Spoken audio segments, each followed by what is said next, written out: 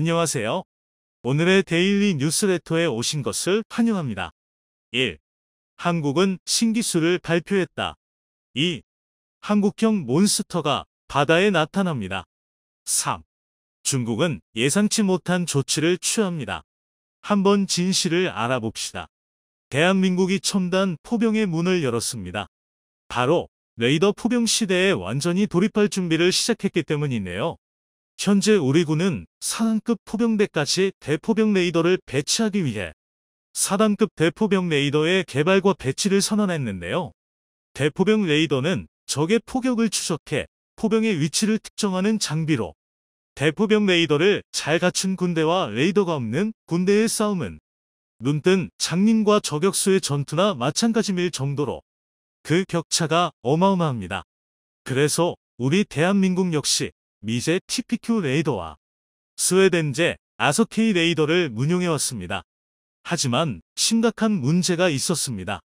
몇몇 사건으로 제대로 된 이해도 없이 부랴부랴 소련만 들이다 보니 운용은커녕 유지 보수조차 제대로 이루어지지 않았으며 성능 부족으로 많은 문제가 생겼습니다. 이 때문에 방산비리 논란까지 일어날 정도였는데요.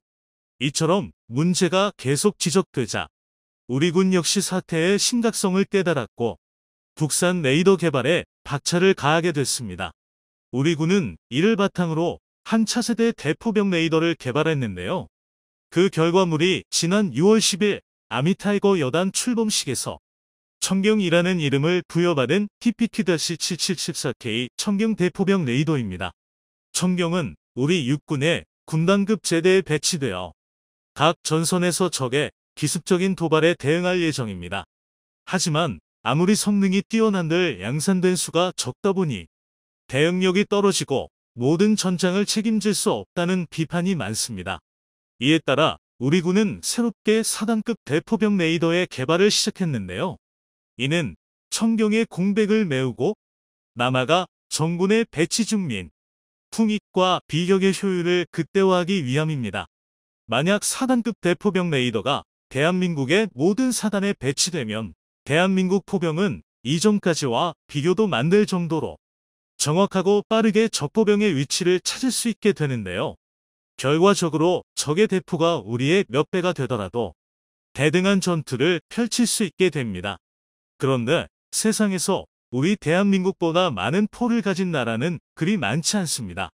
심지어 155mm 이상의 자주포 전력을 기준으로 할 경우 대한민국을 이길 나라는 지구상에 존재하지 않습니다. 그러니까 대포병 레이더만 잘 갖춰지면 대한민국이 세계 최강의 포병 전력을 보유하게 되는 것이죠. 그러나 이 모든 일이 그리 간단하게 이루어진 것은 아닙니다. 일반인들에게는 잘 말려지지 않은 숨은 비화가 있는데요. 그래서 준비했습니다. 오늘은 4단급 대포병 레이더의 개발과 그 뒤에 감춰진 여러 이야기들에 대해 말려드리겠습니다. 지난 2010년 11월 방산비리 논란에 대한민국이 발칵 뒤집혔습니다. 논란의 배경은 휴전 후 처음으로 북한이 대한민국에 대규모 포격을 가한 명평도 포격전이었는데요. 포격전 과정에서 우리 군의 대포병 레이더가 제대로 작동하지 않았다는 사실이 밝혀진 것입니다. 이에 따라 철저한 조사가 이루어졌는데요. 그런데 그 조사 결과가 참 당황스러웠습니다. 연평도에 배치된 TPQ-37이 노후화가 심해 고장이 잦은 데다가 기본 성능부터가 하루에 6시간 이상 작동시킬 수 없는 고물이었던 것인데요. 심지어 그 과정에서 해당 체계가 무려 20년 동안 거의 개량되지 않았다는 충격적인 사실이 밝혀졌습니다. 이 소식에 많은 군 전문가들이 군의 무능을 성토했습니다. 현대 포병 전략의 핵심 장비인 대포병 레이더를 제대로 준비하지 않은 군의 만일함이 일어나게 하면 만들 피해를 만들었다는 것이었습니다.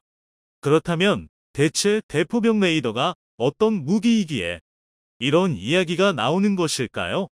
이에 대한 해답이 최근 벌어지고 있는 우크라이나 전쟁에 있습니다. 지난 5월 19일 미 상원에서 우크라이나에 대한 400억 달러 규모의 예산 지원만이 가결됐습니다. 우리 돈으로 무려 50조 원이 넘는 거금인데요. 18문의 M777 155mm 곡사포와 견인 차량의 지원을 결정했습니다. 그런데 함께 들어간 물자 중에 일반인들은 예상할 수 없던 물자가 들어갔습니다. 바로 3대의 TPQ-36 대포병 레이더가 그 주민공이었는데요. 미군의 유능한 군인들이 우크라이나에게 당장 공급해야 할 핵심 무기 중 하나가 아무런 공격력도 없는 레이더라고 판단한 것입니다. 세계 최강 포병 전력을 갖고 있는 미군이 이런 결정을 한 배경에는 먼저 포병 전술을 알아야 합니다.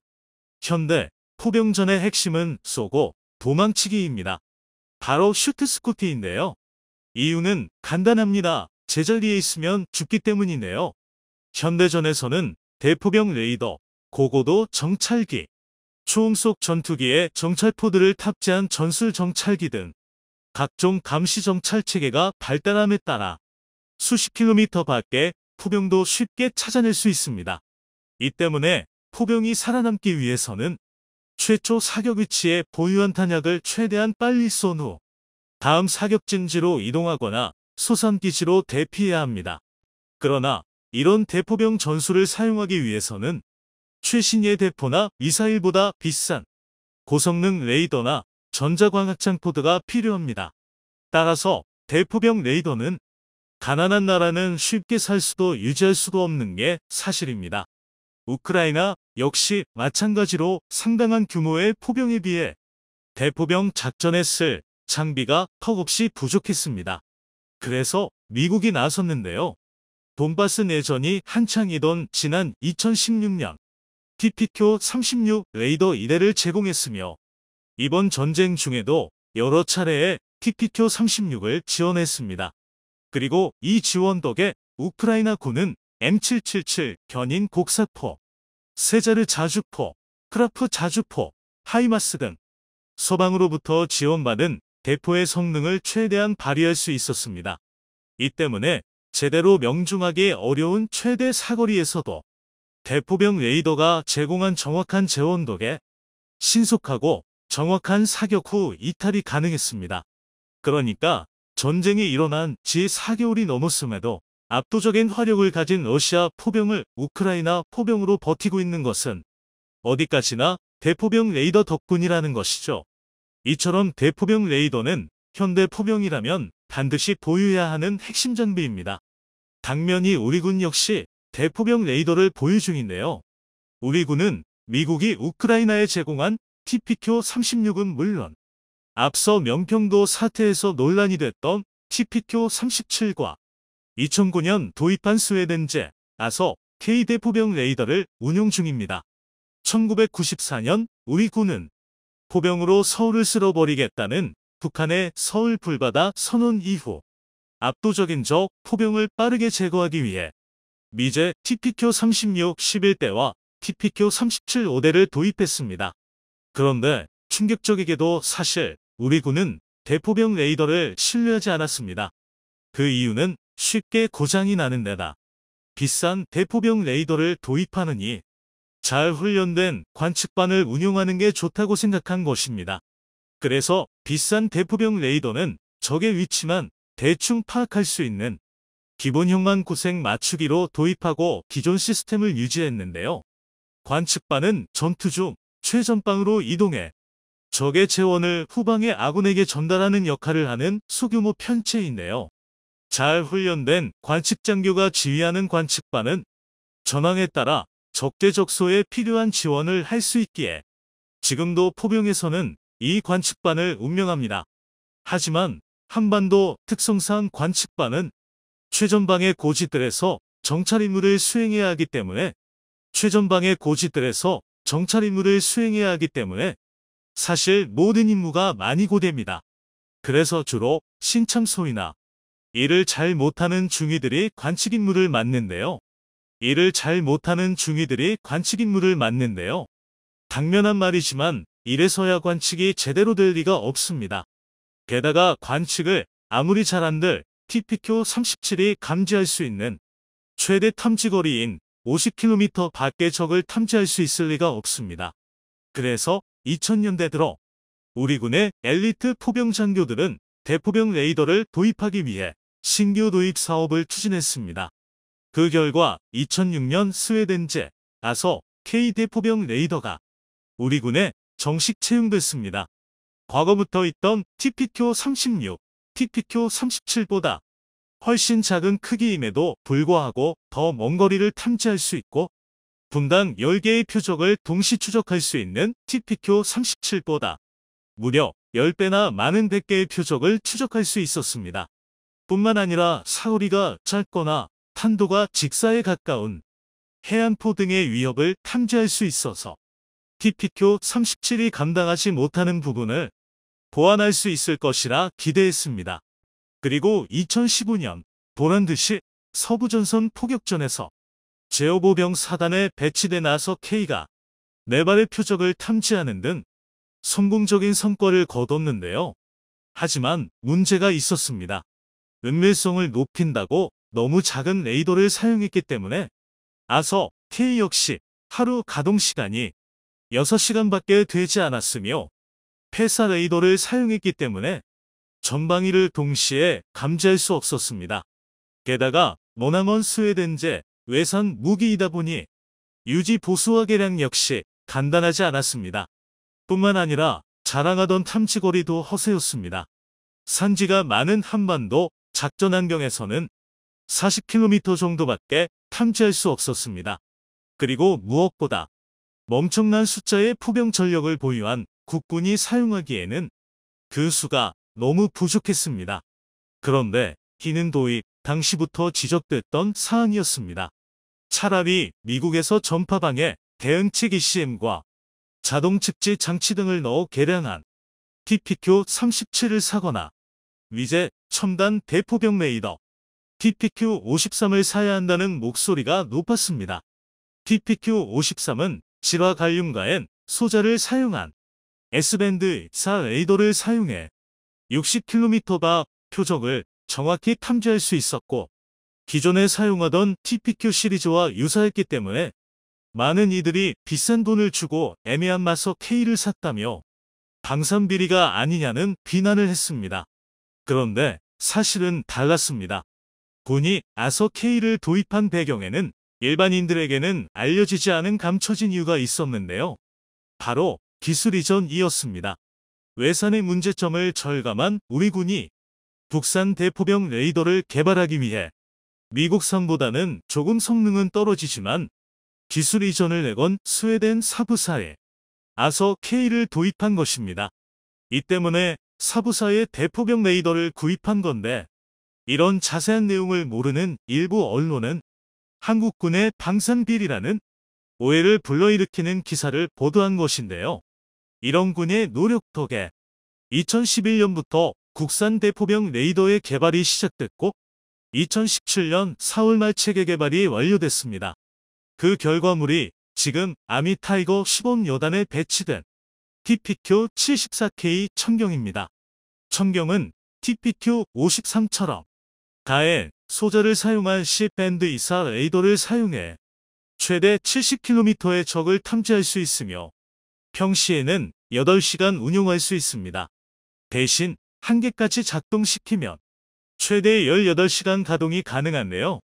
이 청경이 배치됨에 따라 24시간 북한의 포병 전력을 감시해야 하는 우리 군의 역량이 비약적으로 향상됐습니다.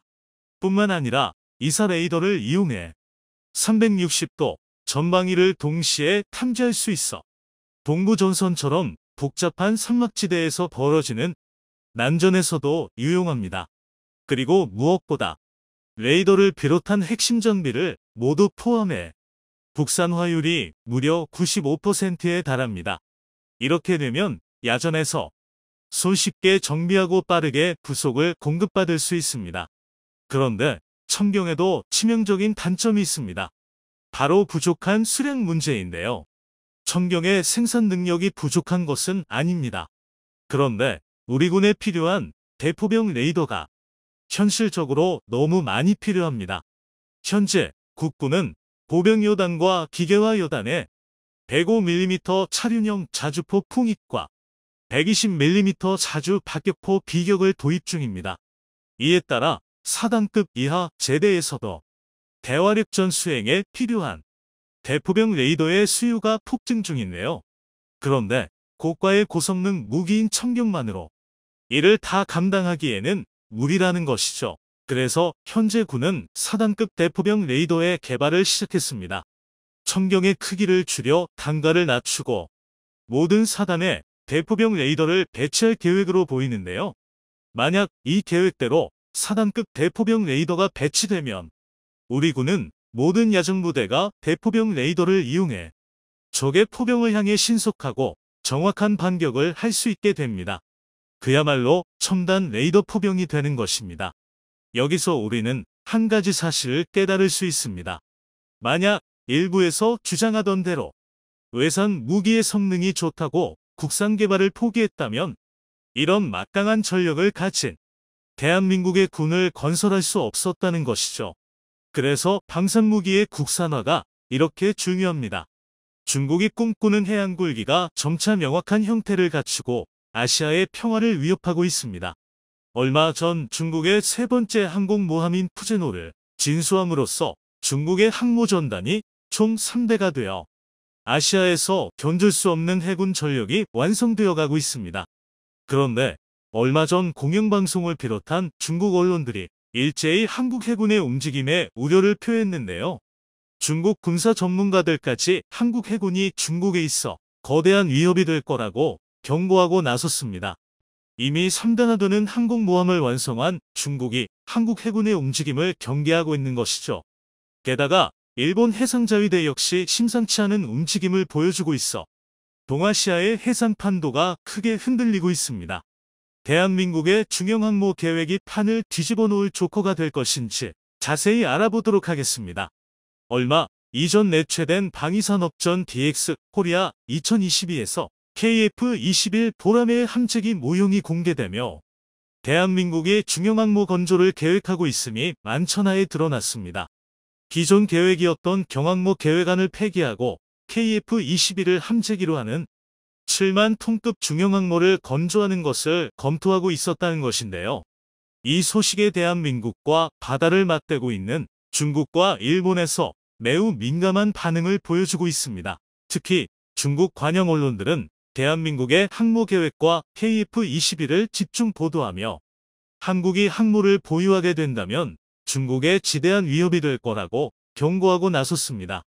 중국 공영방송사인 CCTV는 방위산업전 개막일인 9월 21일에 한국이 경항모 대신 중형항모 개발을 검토하고 함재기도 미국산 F-35배 대신 자체 개발한 KF-21을 택할 것이라고 보도하며 KF-21의 상세 성능에 대해서도 집중 분석했습니다. 또 다른 관영 언론 매체인 중화망에서는 한국은 일본처럼 무기 개발에 있어서 평화헌법의 구속 같은 것이 없고 충분한 개발 능력도 갖추고 있다. 일본처럼 자국 안보의 기치를 내걸고 군비를 확충해 미국의 대중 견제에 협조하는 일이 벌어지지 않기를 희망한다. 고 보도했습니다. 국영 언론뿐만 아니라 중국의 한 군사 전문가도 한국이 7만 톤급 큰 항모와 스텔스 함재기를 개발해 푸제노를 넘어서려 한다는 제목의 사설을 기고했는데요. 이 군사 전문가는 한국의 중형항모 계획을 두고 중형항모는 즉흥적인 구상이 아니라 국익을 도모하는 노련한 조치이다. 국산 함재기 개발로 항모 프로젝트 전체 비용을 낮추고 중일 양국의 항모 증강에도 대응하겠다는 뜻이다. 라고 평했습니다. 이처럼 중국 언론과 전문가들이 입을 모아 한국 중형항모 계획을 높게 평가하고 있는데요.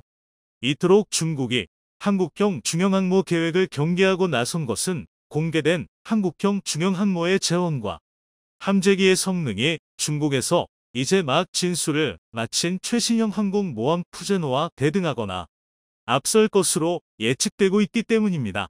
지난 6월 진수된 8만 톤급 항공모함 푸제노는 전자펄트 방식이 도입된 최초의 중국 항공모함으로 제-15와 현재 스텔스기로 개발 중인 제-35가 함재기로 탑재될 예정입니다. 라우닝호 산둥호에 이어 완성된 세 번째 항공모함으로 중국 해군의 작전 범위가 더욱 확대될 것으로 예측되고 있습니다.